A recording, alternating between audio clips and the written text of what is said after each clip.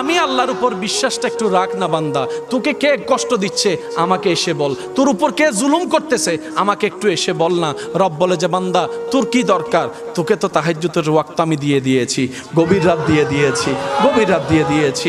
দিনের বেলায় নামাজটা পড়ে গভীর রাতে এসে আমি রবের সাথে প্রেমের কথা একটু বল না, একটু প্রেমের কথা বল না। আমি গভীর রাতে তো আমি আল্লাহ ডাকতে থাকি, কার কি সমস্যা আছে বান্দা আমি রবকে একবার বল, আমি রবকে একবার বল, আমি রবকে একবার ডেকে তো দেখ। বান্দারে কে আছস অসুস্থ আমি রবকে জানা, কে আছস অভাবী আমি রবকে জানা, কার কি সমস্যা আমি রব তোদের কথা শুনবো। রব ডাকতে থাকে, রব ডাকতে থাকে, আপনি আমি ঘুমাইতেই থাকি, ঘুমাইতেই থাকি, ঘুমাইতেই থাকি। রব ডাকতে থাকে অভাবী কে আছো আমার কাছে আসো।